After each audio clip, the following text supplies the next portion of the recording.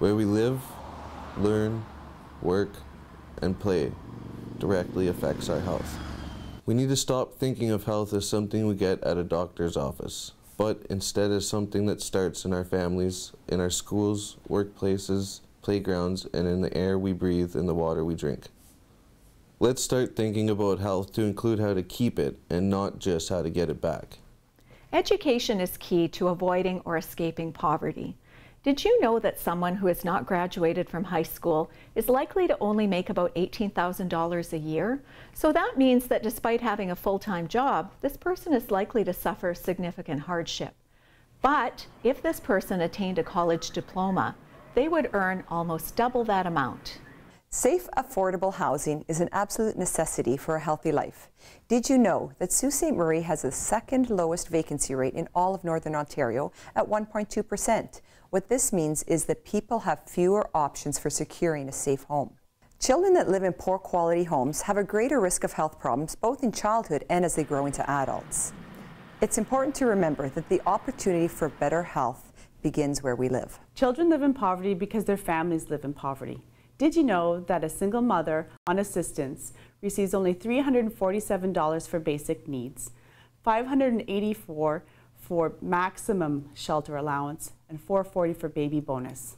On an average, monthly expenses could be around $700 for a single bedroom apartment, $240 for infant feeding diapers, $80 for transportation, $250 for healthy eating and supplies, $120 if they have a phone, internet, cable, and $100 for personal hygiene, clothing, and supplies for the month.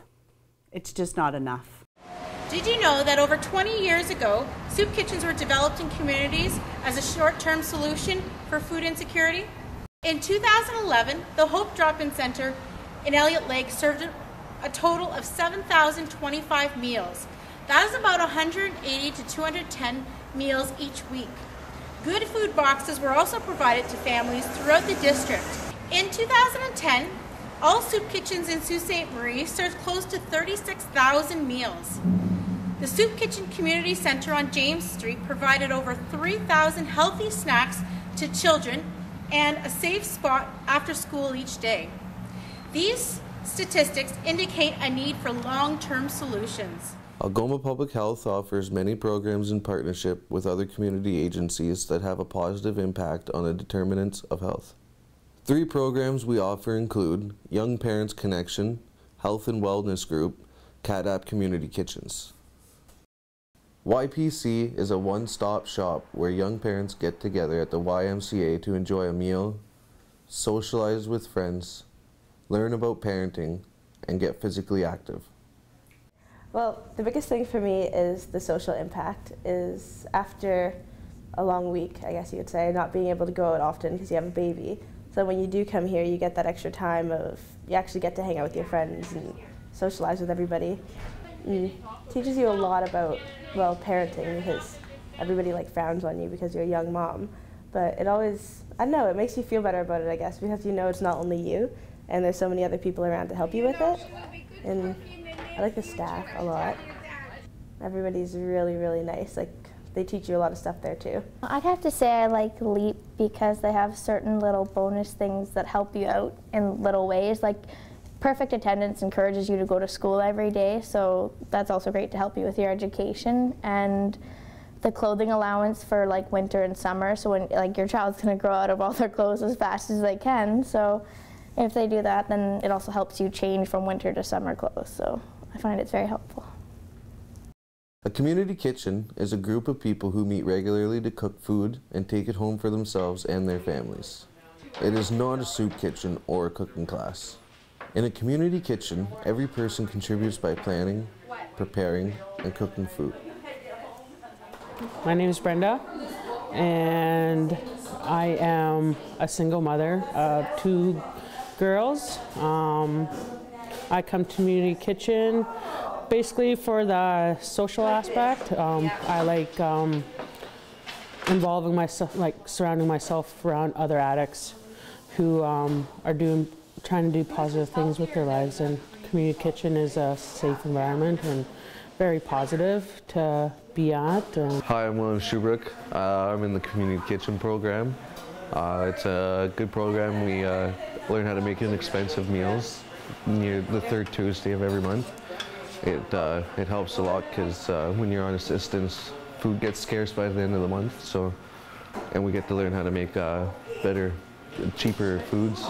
The community kitchen's a good social program. Also, it brings other recovering addicts together in a social environment. So we have a lot of time to chat and get to know each other better, make good friends. The staff on site are amazing, Sarah and Amanda.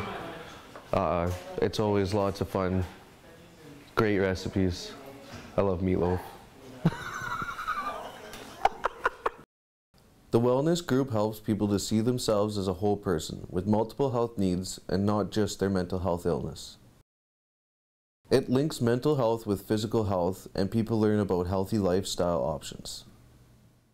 You meet other people with the same problem, so you get to talk about it and see how they solve their problems, or it makes you more aware of what you see other people going through hassles and stuff, and you see how they bettered themselves. So it just gives you more inspiration for yourself to better yourself. The Health and Wellness Group was a great jumping off start point for myself to make healthy choices in my daily life. And also there was a wide variety of topics, anywhere from foot care to reading nutrition labels on boxes. And it was also, it helped me because it helped me with my social interactions, and it gave me something that I look forward to every week, to go out and be with the other people in the group. And it was fun, and I liked the incentives, the prizes and the healthy bingo games and the healthy recipes and the snacks, and it was just a great learning experience. We asked staff to tell us one thing that they would do to have a positive impact on the determinants of health. Let's listen to what they said. It's about participating and getting involved in your community. Basically, just ensure that the day-to-day small things are taken care of for individuals. Talk to people, listen to their story. Access to health care, I believe it's being engaged in your community, volunteering. One thing I think we can do as a community and as individuals is to help children get involved in sports at an early age. Advocate to the government to cover the cost of post-secondary education for all citizens of our country. I believe charity begins at home, and always remember, if you can't financially donate, you can always donate your gently used clothing, furniture, whatever, and give that back to your community, because I believe that helps as well. Just accepting people. We're all created the same, and we all have value, and to see that value in each other. Well, I think that social determinants of health is volunteering, like I volunteered to do this when everybody else in the office disappeared. We can donate our time to student nutrition programs or donate food to local food banks. Teach my children to care about the community, to care about their environment. Social determinants of health. I think about affordable housing when it comes to people, access to health care. It doesn't matter what you're wearing on your back, what you're wearing on your feet. People have feelings, and we need to treat everybody the way we'd like to be treated. We can smile at strangers, strike up conversations with them, and even look at widening our social circles to include individuals that are different than us. Now, this may include stepping outside of our comfort zone, but as Anna Zaccato once told me, we have to get comfortable with being uncomfortable. Walking the walk, I believe those are the kinds of things, whether it's volunteering to be a soccer coach, to be a Cub Scout master, any of those things I think is almost like a responsibility to do things like that.